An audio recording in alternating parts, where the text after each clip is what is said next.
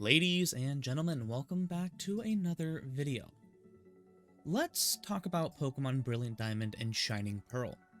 These Gen 4 remakes have been out for just under 2 weeks, and there's a lot I have to say about it. Starting off with what I thought about these games, and I really enjoyed these games. They are by far the best looking Pokemon games to date. You can really tell that the developers took pride in this game.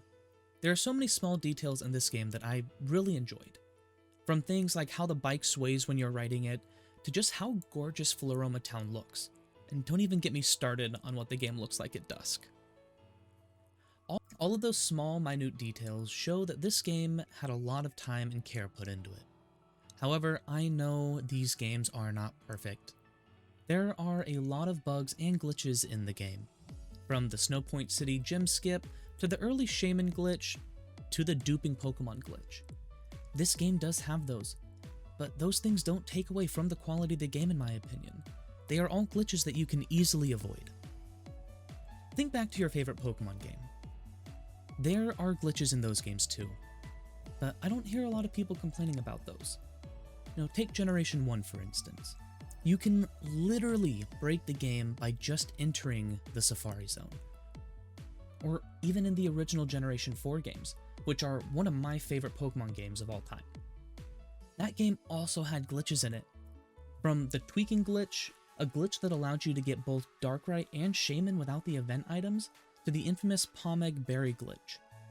Every single main series Pokemon game has had glitches in it. So, a few glitches here and there don't really bother me when I think about the quality of these games. In fact, some of the glitches are kinda cool. Now, I want to move on to another point of contention I have seen, and that is the experience share always being on and the friendship mechanic. While I am not a fan of the experience share always being on, I do enjoy the friendship mechanic. I understand that there are some people who don't prefer either, and some people who like both. And that's okay.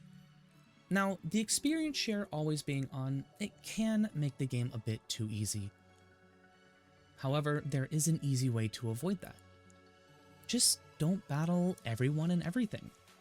I know that may take away from the game a bit, but if you think the game is too easy because of the experience share always being on, just don't battle as much. If you really want a harder game, do what I did in my playthrough, and try to avoid as many battles as you can. That way, when you get to the next boss fight, you are not over-leveled. I beat the game with my Pokemon being a lower level than Cynthia's Garchomp, and even then, it was tough. Yes, I agree that the experience share always being on can make the games easier, but there are things you can do to avoid it. Now for my take on the friendship mechanic. Is it broken? Yeah. Do I love it anyway? Absolutely. And here's why. The friendship mechanic adds an extra element to the game. It makes me feel like you have a bond with the Pokemon you have been using. From the flavor text when you send the Pokemon into battle, to your Pokemon dodging moves or healing its status condition. These things really make it seem like the Pokemon have grown with you, like they don't want to disappoint you. Now, would it be nice to have a toggle for the experience share and the friendship mechanic? Sure, it really would be nice. But we don't have it. Not yet anyway. Here's the great thing about games these days. They can be updated and patched very easily thanks to how widespread the internet is. Now, I'm not saying it will happen. In fact, the probability is slim, but the chance is there. There are quite a few things wrong with this game, yes. But this game also did so many things right.